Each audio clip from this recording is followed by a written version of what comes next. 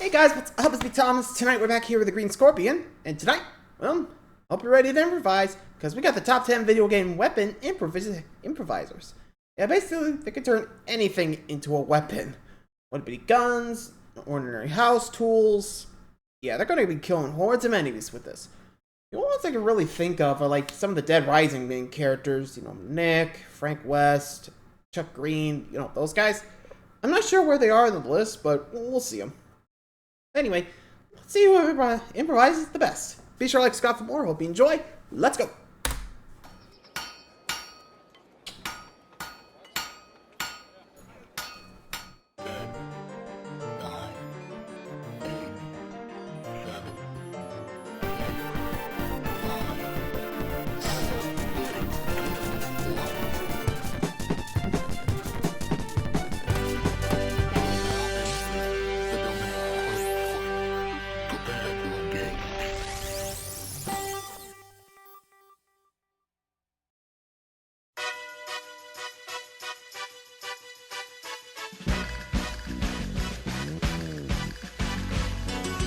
Hello again, everyone. The Green Scorpion here, and Oscar. welcome to week 2 of Patreon month.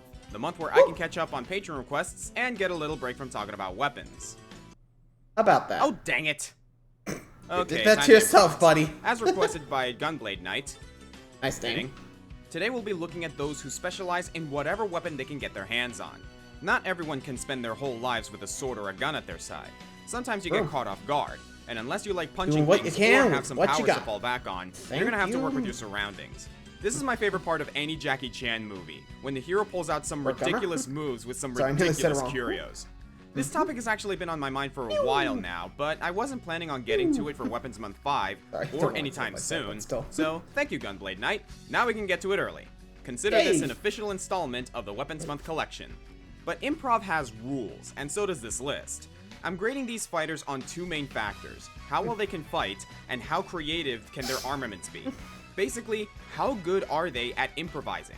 It's expected that in video games you're picking up tools along the way, and a hero has to get the hang of them pretty quickly. That's worth consideration too, but I'm also looking for things that aren't traditionally weapons, going against the grain of the object's use. Then there's characters like Kirby or Mega Man who constantly get new powers from their enemies, but I want to steer away from copycats for now and save that topic for another day. And if you have a problem with the order of these entries, just remember, everything's made up and the ranks don't matter. I am the Green Scorpion, and these are my top 10 video game weapon improvisers. Let's start it up and cover your nose! Hey, it's off. You gotta do it. Just because a weapon is unconventional doesn't necessarily mean it's improvised. We all had a laugh at Shovel Knight and his chosen Excalibur. We're not used to seeing a shovel used in combat to this degree. But it's also Shovel Knight's signature weapon. He's not really improvising when he uses it. He's had a lot of practice. Finding 10 entries, I had this issue a lot. Venom from Guilty Gear just barely missed the top 10, because in lore it says that he learned to fight with anything, but we always see him fight using a pool cue and some magic. That's still pretty awesome, but I think we can go a little less though. crazy. How would you even implement a pool cue like is at least designed to strike things. But who would think to fight with a lamppost? Yeah, you know where I'm going with this one. Sit around the fire, and I'll tell you the story of Jax, the Grand Master at Arms. Before all the reboot shenanigans, the whole idea of the League of Legends was for political disputes to be decided by champions rather than full-scale war. Most champions hail from specific city-states, represent some kind of political change, or else are terrible magical entities imprisoned there for safety. Not Jax, though. Until the reboot, we really didn't know much about him. He was just this mysterious soldier for hire, recommended as a champion by the head of the Institute of War himself. He was just that good. Maybe too good. A Grandmaster at Arms, Jax toyed with his opponents with spears and swords, winning 154 matches straight. At one point, the regulators were afraid this unbeatable warrior would create unrest in the operations of the League, so they placed restrictions for how and when Jax could fight. Jax found this ludicrous, I wonder what and those made a few restrictions restrictions were. of his own in protest, vowing only to fight with a brass lamppost. His point was made and the League rescinded their rules, but Jax likes a challenge and kept the lamppost. So again, we know he can use any weapon, but okay. we just only see him use this lamp. Similar problem to Venom, but Venom's style relies heavily on magic. Jax uses magic too, but it's mostly in the form of For buffs himself, and debuffs. eternal The effects. actual attacks are all physical. And besides, I've never seen Lamp Fu. That thing must weigh a ton, but he spins it around like a helicopter and sets into defensive stances that automatically block basic attacks. Pretty good for someone with only 3 fingers. I wouldn't be surprised if there was a Ninja Turtle under that mask. The new lore moves his homeland from Ionia to Acacia, and he's somehow been altered by the Void. Okay, I can live with that, but I can't find any mention of why he fights with a lamp in this continuity. He doesn't even use the flame on it, it just looks cool when he spins it around. If you switch to other skins, you can see him fight with some more unconventional weaponry, like a fishing rod and this bamboo staff that kind of looks like the roll wrapping paper comes on. And you'd think Jaximus would break that ideal with his poleaxe, but apparently the thing's made of plastic. Whatever his deal is, Jax earns the title as the Master of Arms. Seriously though, 154 wins straight? I've killed Jax tons of times. He must have been playing in Bronze League or something. Get off your Smurf account and face me like a man, Jax. I'll be the Fiora farming top lane. Smurf, okay. Alright, number 9. What's a Smurf account, by the way? Venom and Jax are quite formidable. In fact, I'm pretty sure they'd wipe the floor with almost everyone else on this list. But as I've said, I want characters who improvise. In-game. We need to see it. Which is why we're going to advance from an undefeated merc to a pair of grade schoolers. Hey, they may not be much, but they're the best this town's got. Zombies Ate My Neighbors is a cult classic SNES title where the heroes, Zeke and Julie, try to make the title not happen. I was gonna pick just one of them, maybe Julie for not wearing pointless 3D glasses, but they're functionally identical and make a great team co-op, so they can share this. Also, is that aliens? And the zombies.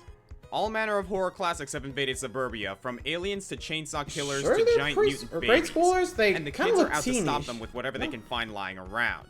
Their go-to are these cheap water so why are guns, kids which can suddenly kill wielding zombies axes? and vampires with one spray. You have to ask. At first I thought these were some kind of water-soluble zombies, but read the instruction manual and you'll discover that the pistols are filled with holy water. Okay, I can get behind that, but where are you finding all this sanctified water? Did you rob a church, or is one of you ordained as a priest? The many gag weapons found around the town cover the weaknesses of different monsters. There's a fire extinguisher that can freeze enemies in place, throwing popsicles is surprisingly effective against the jelly blobs, weed whackers are just fun in general, and you can quickly dispose of werewolves with silverware. Don't forget to steal a bubble gun from the lot of references aliens, to like old school stuff. Holy smokes, a bazooka. Turns out the military stepped in to combat the threat, we already saw like Friday the 13th when the enemy is around. Hit the showers, Private. This is kids. You're done. It's like every tyke's dream after they see Home Alone. They're dead, some sort of invaders, and you take them out with all of your favorite toys. Sodas become grenades, and tomatoes become torpedoes. I'm not sure what that was. It's a silly concept. Okay, I thought that was a spider for a second. second. This is a silly game. I'm not sure where the ants come from. No one want to explain the ant one? Because I don't remember where they're from. Number 8. Power tools. When used with safety and precision, they can help make our lives easier. When used with complete disregard for human life, they are a lot of fun. Nail guns, cordless drills, not to mention chainsaws. And that can be its own list, though. I have half a mind to put Tim the Tool Man from Home Improvement on here. Just look at him go. But what about industrial equipment? Better yet, futuristic industrial equipment. If it can fix a space shuttle, just think what it can do to flesh. Especially in the hands of an experienced engineer like Isaac Clarke. Oh, hey Clarke. Poor Isaac. He never asked for this. As part of the extraction group, it's his job to repair space stations while the Marines deal with any threats. But no one expected the necromorphs. Isaac traverses the derelict craft, defending himself with whatever he can find lying around. I guess you can say that about most protagonists. Link finds a tool in every dungeon that's perfect for the situation. Samus comes across random cannons that just happen to work perfectly with her Variasuit. But in Isaac's case, aside from the occasional submachine gun or pulse rifle, all of his weapons are tools that should never be used for violence.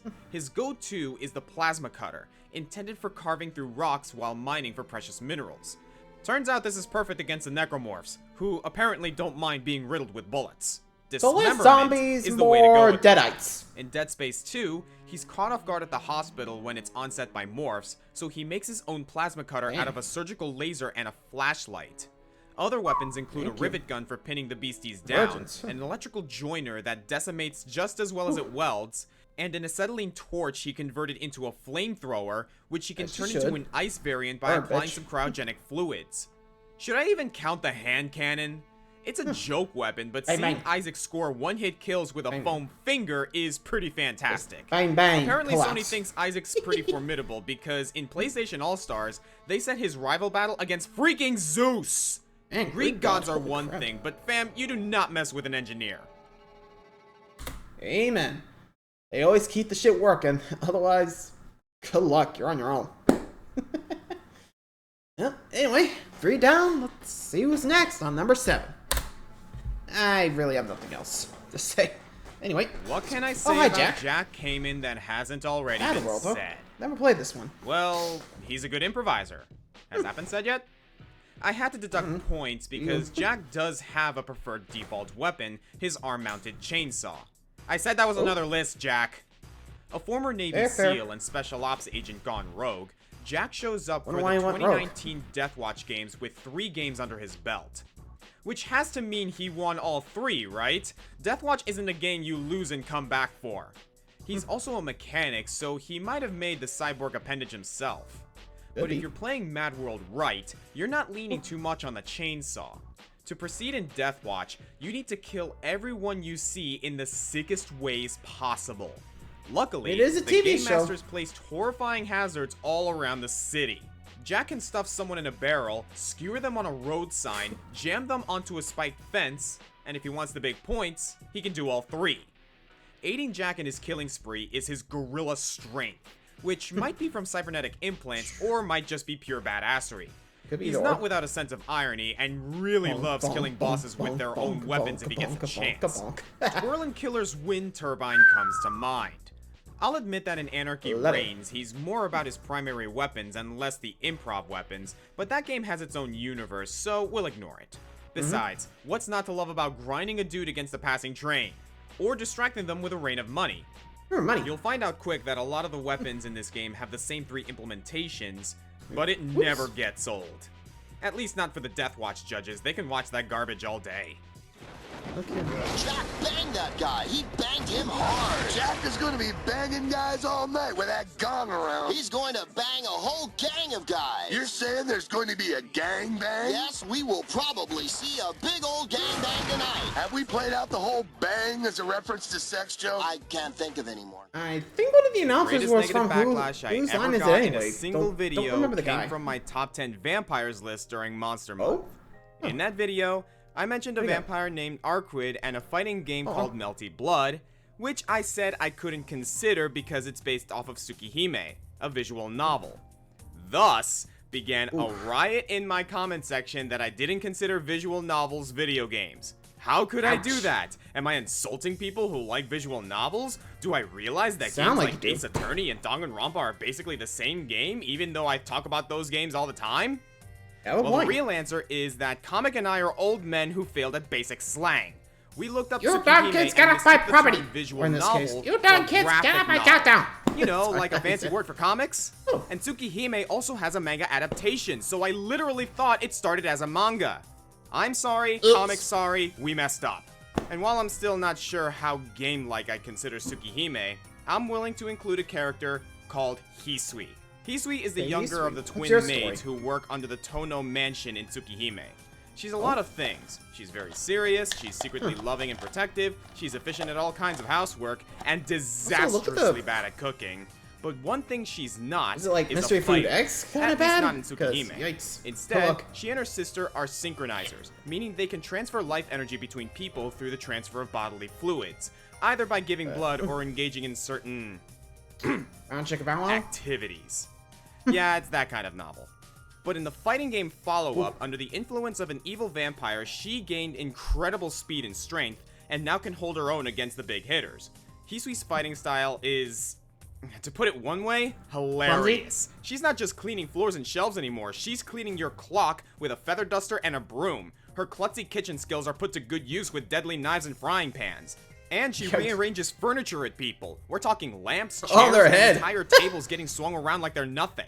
Fighting 100%. game characters like this often employ some sort of hammer space to store all of their ridiculous weapons, but I like to think that, as a protector of the mansion, this could just be her picking up the nearest thing regardless of weight and keeping her house safe. She'll smash you with spatulas, she'll batter you with a bucket, she'll outskill you with a skillet, And if she doesn't have time to grab a weapon, she knows how to use her head. Once she gets you pinned into the corner, well, you'll have a fun time identifying all of your different bruises later. If there's one thing this maid of honor does well, it's taking out the trash. Yeah, and guess who's the trash? Your character. Alright, number 5.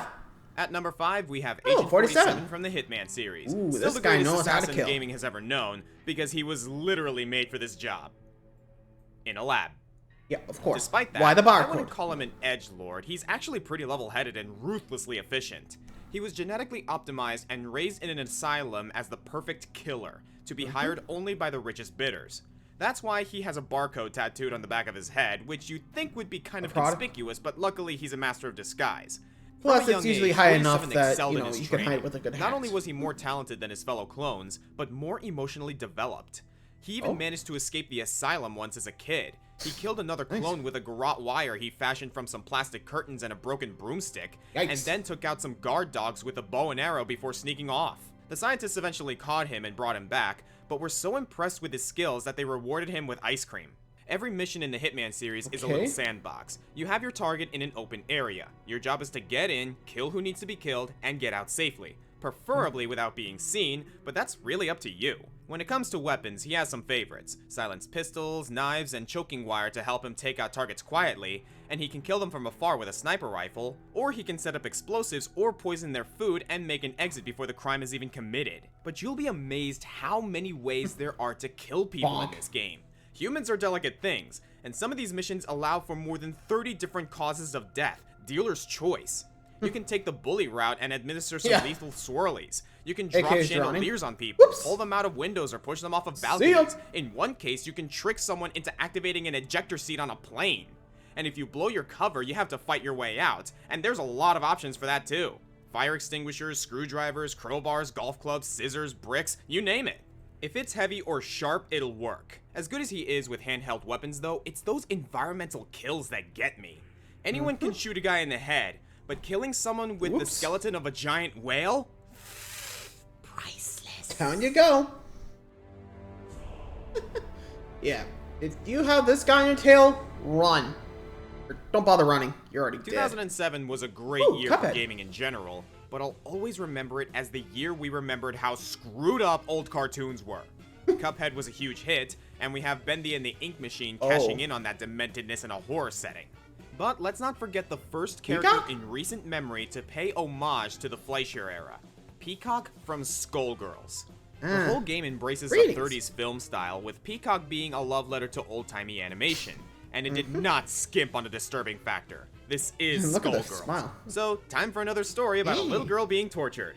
Once known as Patricia, she grew up in an orphanage with her friend Marie, until one day they were captured by slavers. Patricia was a feisty one and didn't take well to orders, so the slavers decided to make an example out of her by chopping off her limbs and gouging her eyes out. She's 13, by the way. She was rescued by Anti-Skullgirl Labs, the same people who made Pinwheel happen, and one agent, Big Band, felt bad for her and took her to a brilliant doctor who could fix her up. You know how Peacock has those black Mickey Mouse eyes? That's sort of a visual pun by the art team, because what you're actually looking at are two dark, empty holes.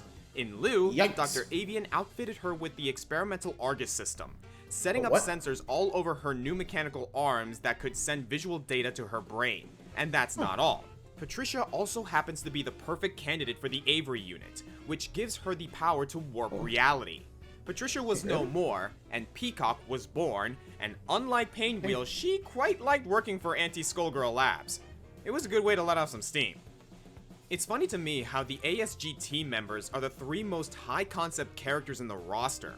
What I mean by that is that they have movesets based not on a particular power set, but on a theme.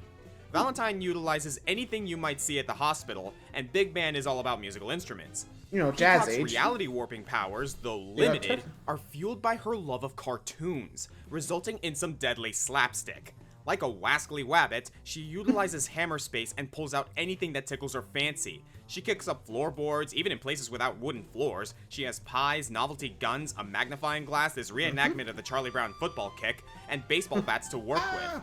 I'd be remiss not to mention her imaginary friends that come along for the ride. George Baum and his big brother Lonesome Lenny, Andy the Anvil, Tommy 10 Tons, and a murderous little bird named Avery. I see what you did there. Considering that she's already a weaponized cyborg with built-in weapons, the fact that she'll resort to a burlap sack is just hilarious to me. I think my favorite is the simple move with the cigar. She's usually smoking one anyway, might as well hurt someone with it. To round it all out is her special move, Shadow of Impending Doom. Summoned by a little whistle, it'll drop just about anything. Teacups, fish, flower pots, refrigerators, steamrollers. See what you did there too. Everything but the kitchen sink. Oh, there it is. Oh, there it is. You have a problem with imitatable violence? Well, imitate this. Yeah, this is why you gotta be careful with cartoons. They'll kill you. I mean, they've been able to survive some of the craziest stuff that probably vaporize us. Yeah. And considering this girl's able to just bring into reality, you're just like, yeah, I'm screwed. Oof. Better hope, like I said, some of these people, you better hope you're not on the bad end of, you know? Anyway, let's keep going. 3 left. Let's stick with the concept characters. He-Sweet, Peacock, even characters like Phoenix Wright in Marvel vs. Capcom 3, they have a theme, and the power to just pull things out of thin air. But can you really hurt someone just by throwing stacks of legal papers at them? Phoenix isn't even really fighting in this game, he just happens to hurt his opponent. I was thinking of listing Villager from Animal Crossing for the same reason. Smash 4 showed us that this adorable avatar was actually a psychopath who kills without remorse. But it didn't feel quite right. The villagers only really fight in the context of Smash Brothers, which would be fine for this list, but I feel the need to count him as a Super Smash Brothers character since it's that iteration I'm looking at, and I've already got a plan for Smash Brothers. He was hiding right in front of us for 10 years, waiting in the darkness, because he is the darkness. It's time we shine some light on the enigma that is Mr. Game & Watch. Who is this guy? I mean, I know what he is. He's a reference to the Game & Watch series of single-game handhelds that predated the Game Boy. But who is he? Nintendo will tell you that he's been around since the first Game & Watch game, Ball, in 1980. Which is weird because he has eyes in that one. Sometimes he has a mouth. Sometimes there's multiple of these things working together. And in the box arts for Greenhouse, Rain Shower, and Lifeboat, you can see him in color. That's just unnatural, man. This characters never had a name or identity. They were just the guys in these games. He wasn't even in some of them. Some of these handhelds clearly starred Donkey Kong Jr. or Mario or Mickey Mouse. Fast forward a little to Smash Brothers. Back in the earlier titles, there was a lot less suspension of disbelief, if you can believe it. Concept characters like Villager and the Wii Fit Trainer wouldn't even have been accepted.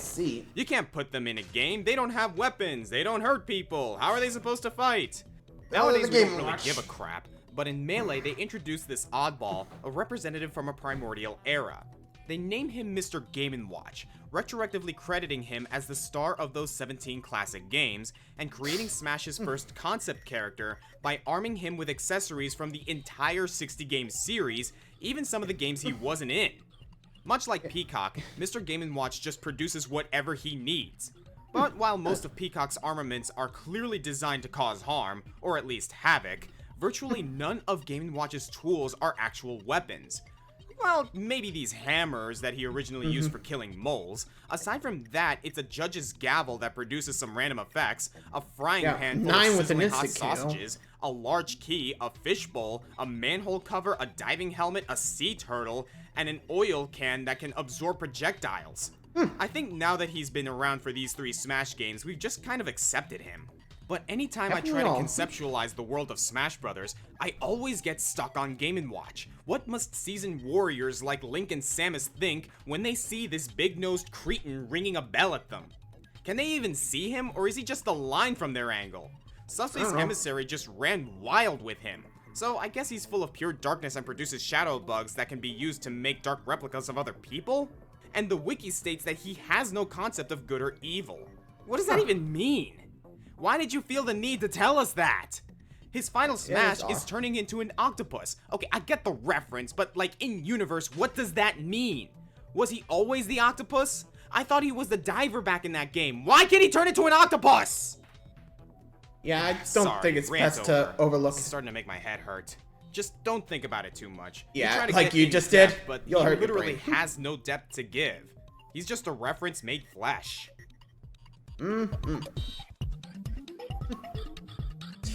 Alright, number 2. Have you ever done improv? You know, like, whose line is it anyway? The whole idea is that you have nothing. No script, no scenery, no props, but with a good imagination, you have everything. That's what I'm reminded of when I think of this next character. The most powerful being on this list, and possibly in any game ever, Maxwell from Scribblenauts. An otherwise average boy, Maxwell inherited a magical notebook from his parents. All he has to do is write the name of an object, and that item materializes in front of him. Living or dead, animal, mineral, or vegetable. If you can spell it, Max can make it, and there's a pretty handy suggestion list even if you can't spell it. If the game doesn't know what it is, Unlimited has a handy item editor so you can design your own. At first, Maxwell uses his godlike powers to cause mischief, but he manages to peeve off a wizard who curses his sister to turn to stone, so Maxwell sets out to collect star rights that can reverse the curse, which are collected by helping citizens with their everyday problems. Okay, Maxwell, couldn't you have just written the word antidote in front of your sister? I feel like that would have worked. While other improvisers on this list have to work with whatever's lying around, or you better turn my sister back to normal, I get you. Maxwell has no such limitations. Everything is at his disposal from the very beginning. This includes some fun weapons, things as simple as a potato gun, or as serious as a submachine gun, and fun stuff like shrink rays, clone guns, laser swords, or the Necronomicon. He can also outfit himself with wings or jetpacks for getting around, and armor if he needs some extra protection. But why fight when you can just make up minions to fight for you? Any animal you've ever heard of, including some mythical beasts, the Hydra, the Scylla, Ra, Odin, Cthulhu, they're all there. Monsters you create might turn against you, but then just preface their name with the word friendly or obedient, and you'll be fine. That's right, Maxwell can even write adjectives, so if he wants, he can turn his cohorts into giant, strong, fearless, flying, invincible zombies. Pretty much. Or he can change the properties of anything in the environment. That old man will let you into his yard? That's fine, he's blind now. Gotta rescue someone from a pterodactyl? That'll be easy when it's wingless. Being a god is fun. Hell, you can even make God! Fathom that! Despite all this, I just didn't feel right putting Maxwell in the #1 spot. Sure, he can will fire tornadoes into existence, but if I'm treating this like a weapons month list, Maxwell isn't really all that much of a fighter. I mean, he can fight if you want him to, he definitely earns the #2 spot, but these games are much more about puzzle solving. Really easy puzzle solving at that, but the fun comes from how many weird ways there are to solve the same problem. Make a virus and put it into a computer, help someone sleep by deafening them, summon Barack Obama and put him in a sarcophagus. The possibilities, like the title suggests, truly are unlimited. Is it still improv when you have everything in your pocket? There's only one correct answer. Yes. And. Pretty much. Sky's the limit in that game. And the #1 improviser? You know what isn't improvised? The #1 spot. It was always going to be Frank West. Of course. He's got wars, you know. Obvious choice is obvious, but would you rather have a surprising list or a right one? And of course Frank nails it, because the Dead Rising series has always had improvised weaponry as its central selling point. Picture this. A photojournalist who loves an irresponsible adventure just as much as being the first with a big scoop. His best headline, Zombie Outbreak in Willamette. He'd make enough money taking pictures from a private chopper he hired, but the best angle for this sort of thing is full frontal. And the zombies are always smiling if you break their lower jaw. Taking a page from Dawn of the Dead, a shopping mall provides anything Frank could ever need to take on the hordes, as well as some still living psychopaths who are causing mayhem. A lot of guys like Jack and 47 make good use of the environment, but they come with guns or a chainsaw to get themselves started, the rest is just garnish. Frank drops on the scene with nothing but a camera and the clothes on his back, which he'll probably change for one of the dozens of goofy outfits in this game in case you were taking this too seriously. Frank might last a little while unarmed. He's a good runner, can heal himself with food or alcohol, and fights like a stocky Zangief. But he's never far from a weapon, and there are tons. Bowling balls, fireworks, lawnmowers, beach umbrellas, kitchen knives, cardboard cutouts, and it takes a special kind of person to kill a zombie with a toy Megabuster. When I first thought of this list years ago, Only the first 2 games were out, and I considered shaking the pot by instead awarding this spot to the second game's protagonist, Chuck Green, for his mastery of duct tape. Grab the right items, and Chuck can create a myriad of combo weapons. The chainsaw canoe paddles, the machine gun armed teddy bear, an electric wheelchair turned into a death throne, or the old reliable sledgehammer fire axe. But then the DLC dropped Case West, as well as the What If game called Off the Record, confirming that Frank can make just as many gadgets as Chuck. He's alluded to in Dead Rising 3, but makes his full return in Dead Rising 4, except the voice actor is different! I'm sorry, I'm still not letting that go. Though I have to admit, he's more resourceful than ever now, applying elements to his weapons like freaking Borderlands, crafting ridiculous Mad Max vehicles, and occasionally donning himself in mech suits cobbled together from trash. We've now jumped from camp horror to straight up science fiction. I guess that's the only way to go now. He's big enough to be a concept character in Marvel vs. Capcom, and he's freaking only great. in Infinite. I mean, it's a fighting game. No one actually thinks Frank West could go toe-to-toe with Iron Man or Dormammu, but he's actually a highlight for me in Infinite story mode. In the cutscenes, he helps in the kinds of ways I'd expect Frank to help. He doesn't fight the giant symbiote head-on like Spidey or Redfield. He smashes a car with a baseball bat so that the alarm will weaken it. Now that's the Frank West I know. I could triple the length of this segment just by listing all of the different items he can kill a zombie with, but Frank is here for more than just quantity. Every weapon, whether it's a cactus or a cash register, feels distinct. There's a reason it's in the environment. Deathwatch didn't put it there for you. Frank's just smart enough to use it. Either smart or crazy, it's hard to say. Probably both. If you've ever wanted to be Ash from Evil Dead, that's Frank West. Yep. Heck, he'll even tell you that's what he's referencing. We'd give you a trophy, Frank, but you'd probably kill something with it. I'm the Green Scorpion, and Gunblade Knight, thanks for letting me cross off a Weapons Month list early. It's certainly going to make 12 more Weapon Masters a lot easier. Thank you guys for watching, and next time, we've got some mysteries to solve. I have to check if I've done the mysteries, but I feel like I have, but Anyway, there you go. The Improvisors with Frank West taking the top spot. Which, I mean, considering the 4th game, I'm not surprised. That dude can pretty much make anything.